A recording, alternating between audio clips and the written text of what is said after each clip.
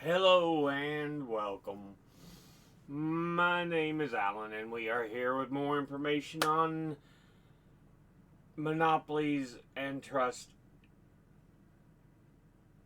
issues. We aren't going to look at a particular trust, but what few antitrust laws there are in the U.S.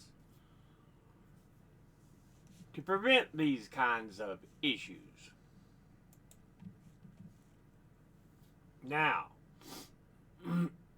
this is from the Justice Department, though take it with a grain of salt because the Trump administration so fucked up this nation. Still, anyway, antitrust laws. The Antitrust Division enforces federal antitrust and competition laws. These laws prohibit anti-competitive conduct and mergers that deprive American consumers, taxpayers, and workers of the benefits of competition. And we can see in the modern day just how much of an issue there is with monopolies and trusts. There's a reason I began this series. Last episode, I talked about how big companies like Nestle were. I've talked about the fact there's only three big names when it comes to soft drink beverage in the U.S. They control a lot of snack food as well. I've talked about one of the biggest meat producers in the U.S. And a lot of these companies are worldwide. They're international with so much power. But yeah. There's others. I've talked about Disney. I've talked about Warner Brothers. There's so many of these monsters. And they are not your friends. They are there for profit from you. But yeah. You can look back in history and see the multitudes of companies there were, and how a lot of them have been condensed into just a handful of companies for this industry or that industry.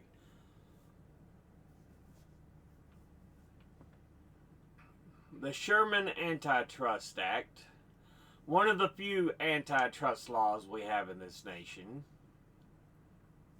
it prohibits conspiracies that unreasonably restrain trade, agreements among competitors to fix prices or wages, rig bids, or allocate customers, workers, or markets are criminal violations.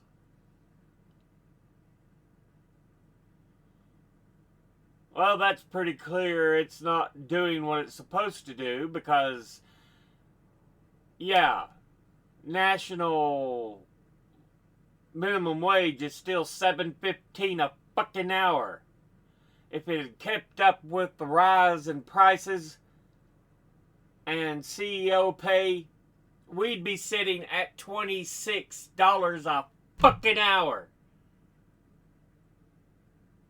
That's where we should be if everything had kept up. So you can see how little these are truly used.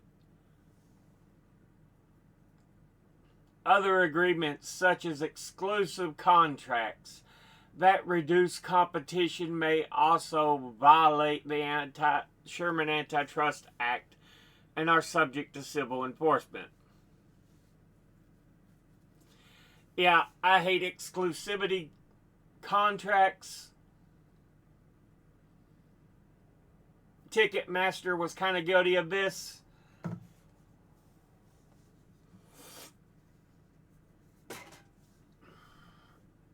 So few places you could get tickets other than Ticketmaster.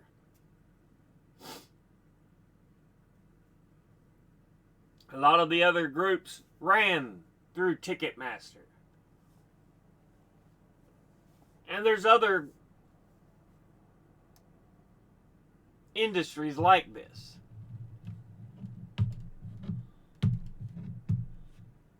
Companies like Luxottica are often accused of being a monopoly, being a trust, because they own so many of the big brands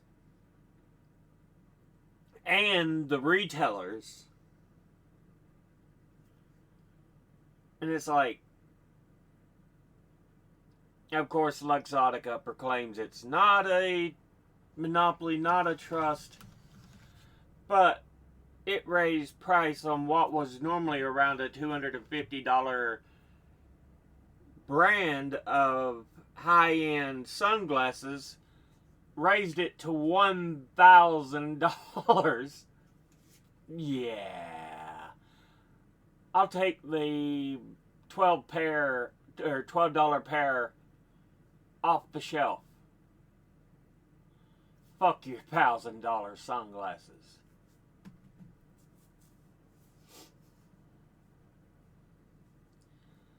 The Sherman Act also makes it illegal to monopolize, conspire to monopolize, or attempt to monopolize a market for products or services. An unlawful monopoly exists when one firm has a market power for a product or service, and it has obtained or maintained that market power not through competition on the merits, but because the firm has suppressed competition by engaging in anti-competitive conduct. Monopolization offenses may be prosecuted criminally or civilly. So, yeah, Sherman Antitrust Act makes a lot of sense, but I don't see it enacted the way it should be enacted. We should be much more aggressive with it, because clearly we've not used hardly at all the Clayton Act. This law aims to promote fair competition and prevent unfair business practices that could harm consumers. It prohibits certain actions that might restrict competition, like tying agreements, predatory pricing, and mergers that could lessen competition. An illegal merger occurs when two companies join together in a way that may substantially lessen competition or tend to create a monopoly in a relevant market. This reduction in competition can harm consumers by potentially leading to higher prices or fewer choices for products or services. It can also harm workers by potentially leading to lower wages or fewer choices for employment. Again, we're already in that situation because these laws haven't been enforced the way they should be enforced. There's so many just dry spots, and then when companies like Walmart have driven out all other competition and people are having to leave because there's no other jobs, Walmart's like, well, we can't make enough money, so we're leaving. And they just have basically ass screwed the towns, counties, for every fucking dollar, and then leave them high and dry. That's why I don't like groups like Walmart. They're evil fucks. An illegal tying agreement happens when a company forces customers to buy one product, the tying product, in order to purchase another product, the tied product. Yeah. Think of Apple. They have to have certain specific chargers. I don't know if they still do. I'm not a big Apple fan. I don't use Apple products. But yeah. They had specific chargers you had to use on Apple products. And thus you must buy Apple chargers. It's when a company does that kind of stuff. No, I'm sure they're talking about other things, not... Like I said, a lot of this is bullshit, the way they fucking enforced it. I'm not a big fan of the free market. Free market is ass fuck consumers. Fuck off.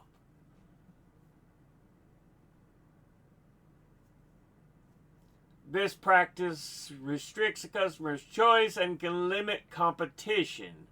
In a fair marketplace, business compete on price and how good their products are.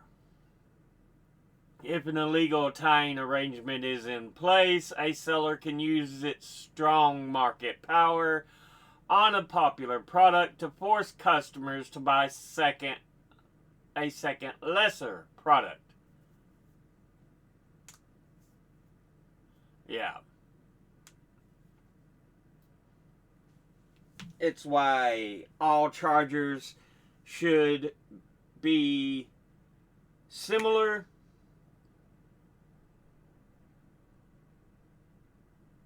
It's why, I mean, electrical cords, you think of that. There are parts for gaming products. If you have to have a certain cord, some companies have specific ways they plug in. They're not interchangeable. But you can't just buy any. You have to buy specific ones. This is complete and utter bullshit.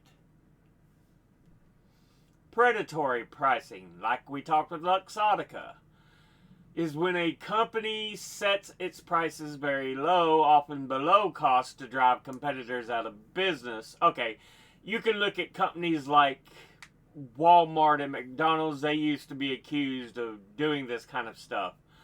Once the competition is gone, the company can raise prices because it has less or no competition left. This practice harms competition and in the long run can result in higher prices for consumers and lower wages for workers. Yeah, predatory pricing.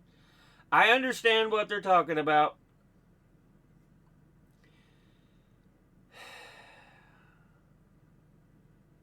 Often I feel there is a need to force companies to drive down their prices,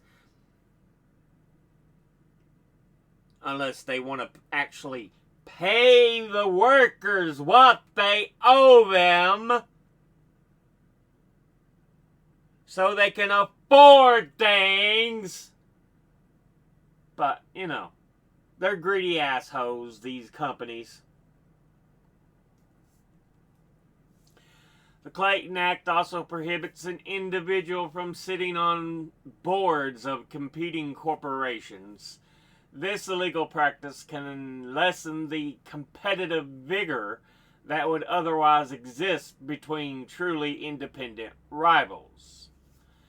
By sharing a board member, the two companies might synchronize pricing changes, labor negotiations, and more. Yeah, that's more or less, that's common sense. The goal of the Clayton Act is to maintain a fair marketplace where various companies can compete, giving consumers more options and better prices, and giving workers a fair market for their labor. This law often protects individuals and small businesses. It's meant to, but again, it's not often enforced the way it's supposed to be from being unfairly treated by large companies, and overall works to keep markets competitive and ensure that businesses play fair. Related offenses. The Antitrust Division also enforces other federal laws to fight illegal activities that arise from anti-competitive conduct, which includes offenses that might impact the integrity of an antitrust or related investigation.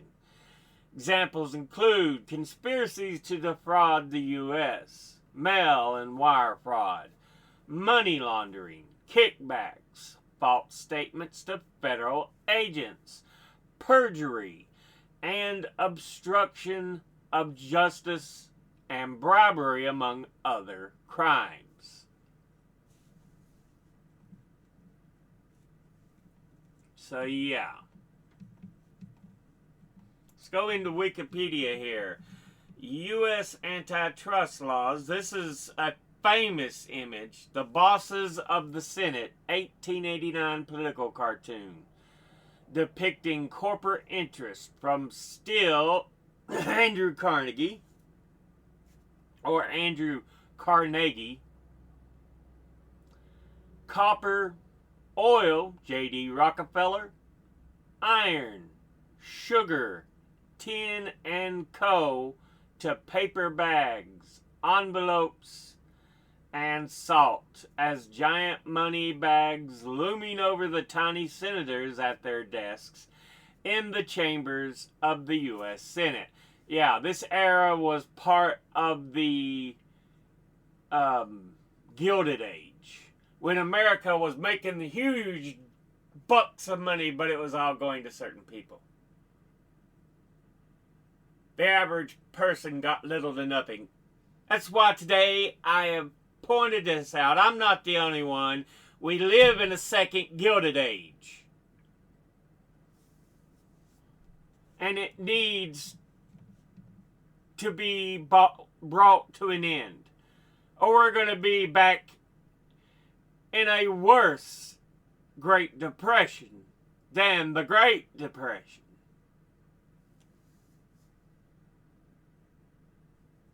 But yeah.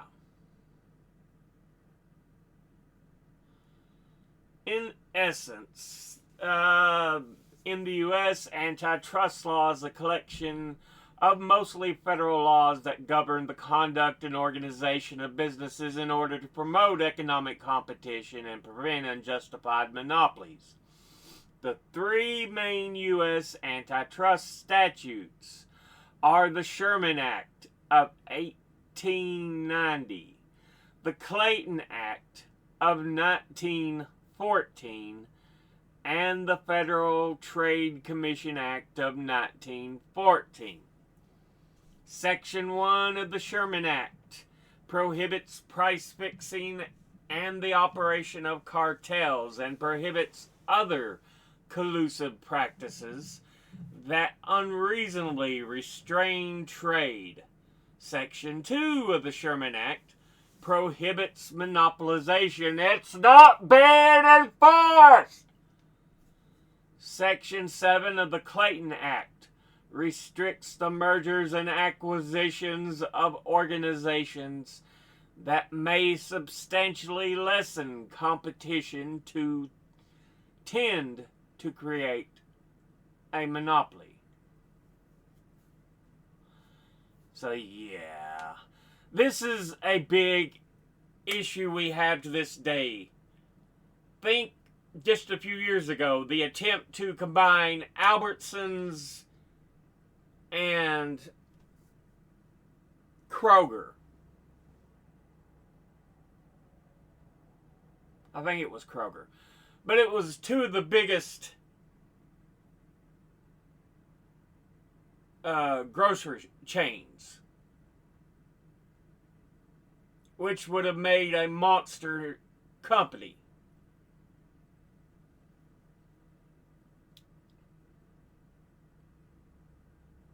Luckily, they did say no, that shouldn't happen. I think it was under Lena Khan, which is why she was damn good at what she did, and why people like Trump and the rich wanted her out of power. She was one of the few fucking great things about the Biden administration, because she actually fought back against the trusts, the monopolies.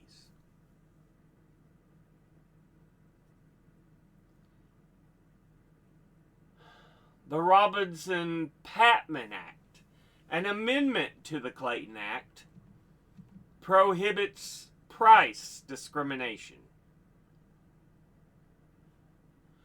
Federal antitrust laws provide for both civil and criminal enforcement. Civil antitrust enforcement occurs through lawsuits filed by the FTC, the Antitrust Division of the U.S. Department of Justice, and private parties who have been harmed by an antitrust violation. Criminal antitrust enforcement is done only by the Justice Department's Antitrust Division. And additionally, U.S. state governments may also enforce their own antitrust laws, which mostly mirror federal antitrust laws regarding commerce occurring solely within their own state's borders. Yeah, states have that ability to do so.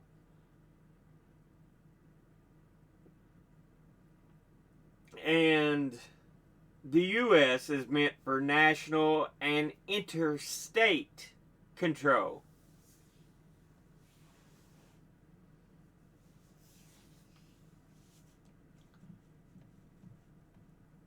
But yeah, the scope of antitrust laws and the degree to which they should interfere with an enterprise's freedom to conduct business or to protect smaller businesses, communities, and consumers are strongly debated. Clearly, the small businesses, communities, and consumers are getting ass fucked while the rich get richer. So clearly it's gone in a certain fucking direction. Some economists argue that antitrust laws actually impede competition. Bullshit! And may encourage businesses from pursuing activities that would be beneficial to society. Kiss my ass. One view suggests that antitrust laws should focus solely on the benefits to consumers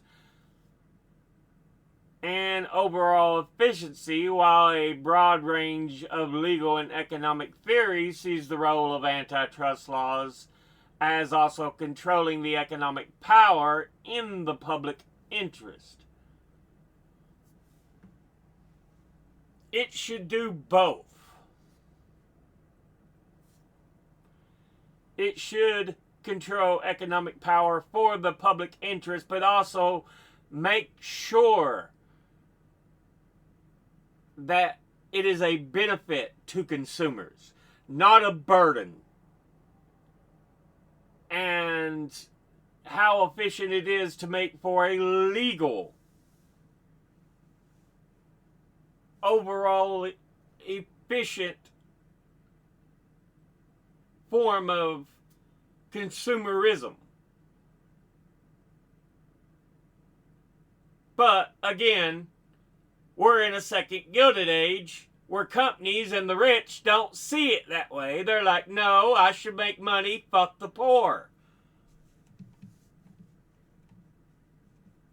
Surveys of American Economic Association members since the 1970s have shown that professional economists generally agree with the statement antitrust laws should be enforced vigorously. Abso-fucking-lutely.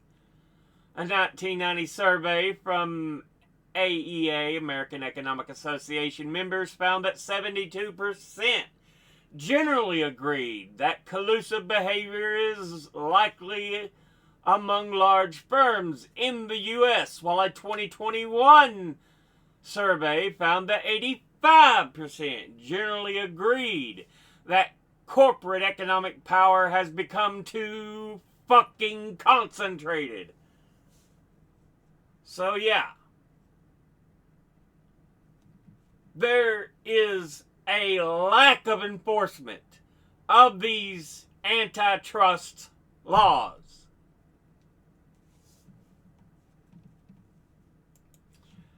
Well, I've got this from the Yale School of Management, the Modern Antitrust Enforcement, Modern U.S. Antitrust Theory and Evidence Amid Rising Concerns of Market Power and Its Effects. I won't be reading it, I'll let you read it, but there are some graphs I do want to show you from this. The decline of anti-monopoly enforcement in the U.S. from 1970 to 2016. Look how much antitrust was enforced in the early part of the 1970s. And it's after 1980, it barely was used. You can thank the Reagan administration for that bullshit. You gotta have a free market. It's good for you. I should be doing it more of a Reagan voice, but I don't care. I see him as a demon anyway. You should have a free market. Free market's good for the people. I hate that fucker so goddamn much. Him and Trump have destroyed this fucking nation. The decline of civil non-merger actions brought by the Antitrust Division of the U.S. Department of Justice, 1970 to 2016. Look how much they have fallen off from the 70s. Here's 78, 79, 80, 81, we have a rise, and then from 82 on, it's like, bleh.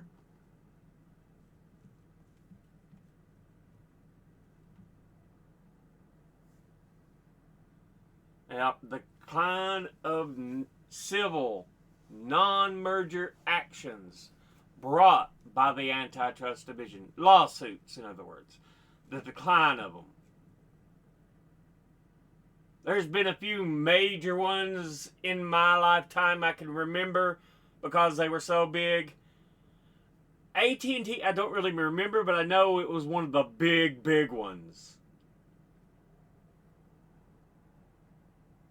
Then Microsoft, I do remember in the 90s because I was old enough to remember. Yeah.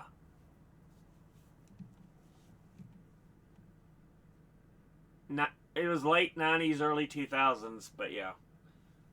Federal Trade Commission antitrust enforcement actions excluding mergers.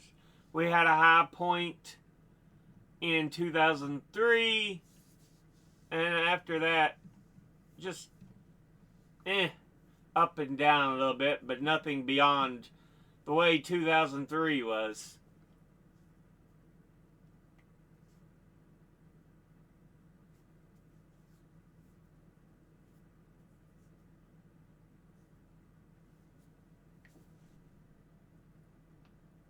merger enforcement actions brought by the U.S. Department of Justice.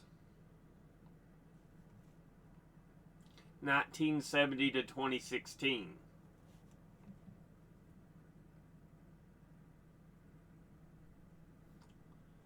So, you have a high point in 1971, and then in the late 90s, here you have a couple of really high points.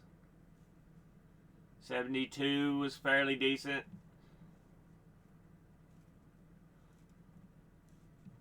Yeah.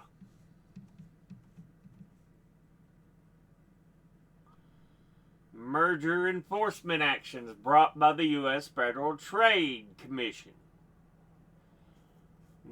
1970 to 2016, it says, but it starts here at 96. So, okay, sure. FTC merger enforcement actions. We get some high points here. 98, 99, 2000, and then they all drop again. And they've never rose to that height since. It's like somebody said, no, I don't like being enforced. Keep them under control. Ahem, ahem. Like I said, we live in a second Gilded Age. They don't care about doing what's right for the people. From Georgetown law. Antitrust law and democratic capitalism, balancing market competition and economic freedom.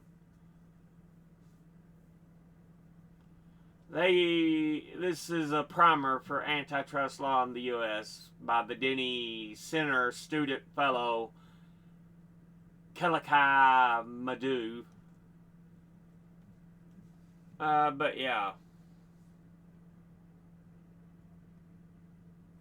Key principles of antitrust law: the Sherman Act, the Clayton Act, the FTC Act, prohibition of monopolization, regulation of mergers and acquisitions, prevention of competitive agreements, or anti-competitive agreements. Often, if you've ever seen, because we mentioned the big snack food and soft drink beverage conglomerates. There's 3 of them. If you've ever seen in stores, often Pepsi and Coke go on sales different weeks. Because they just don't want to compete with one another. Why? They can both make a fortune.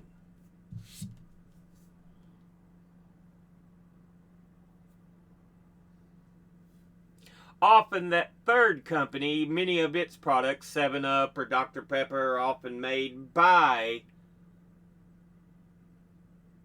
the regional Coke or Pepsi brands. Sometimes it's separate. So you don't see too much from other brands like that. RC, sometimes it can be on its own, but it's a lot of it's owned under that third brand. We really need some breaking up of some monopolies, some trust in this nation to force down prices, to force competition.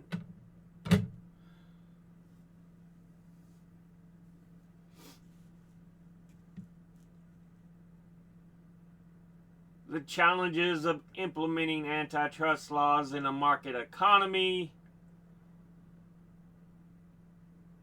You have technological advancements, globalization. Yeah, that's another thing, because you've got nations having different practices, different laws when it comes to monopolies and antitrusts. And so they have to kind of balance and do things here and there.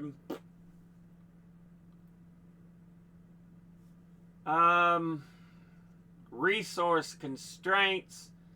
Yeah, population's gotten so big, so many of these resources are needed for this or that. Rare metals, elements, just average stuff too. It's getting tougher and tougher to find, to be able to use in the forms we need. Market definition and analysis. Political and economic pressures. The impact and effectiveness of antitrust law. You've got historical impact, recent developments, effectiveness, consumer welfare, deterrence of anti-competitive behavior, challenges in enforcement, and then they give a conclusion and recommendations. But then I thought I'd go ahead and show y'all from Justia some antitrust Supreme Court cases, some recent cases.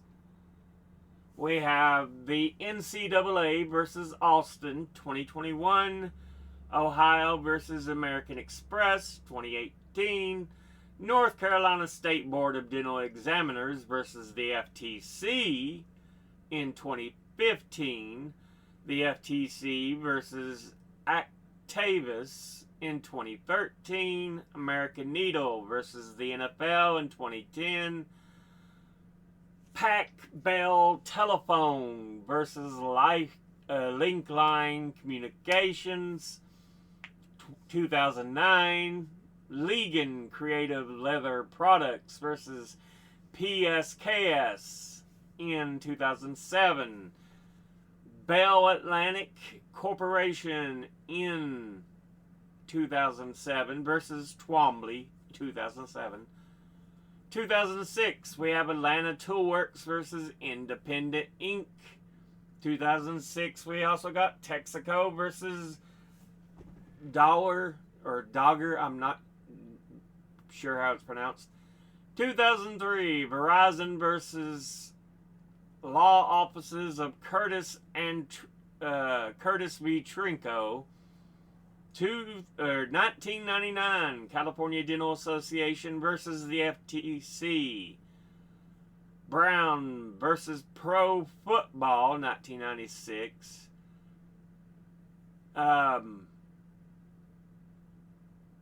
Brook Group Limited versus Brown and Williamson Tobacco, 93. 92, we got Eastman Kodak versus Image Technical Services. 1990, Palmer versus BRG of Georgia. Also in 1990, FTC versus Superior Court Trial Lawyers Association.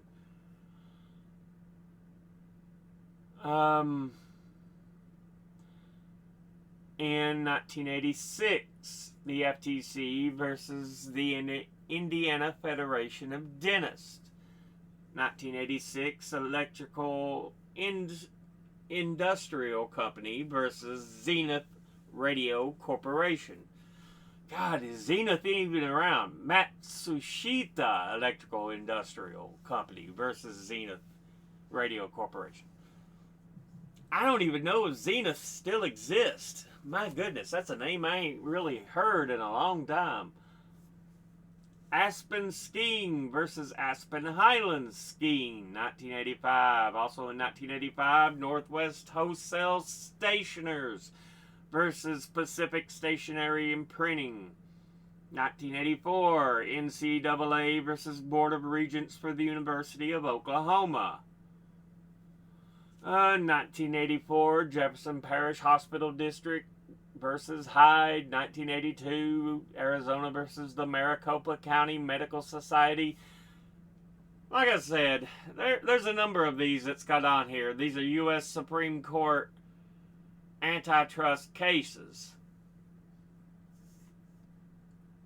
But yeah.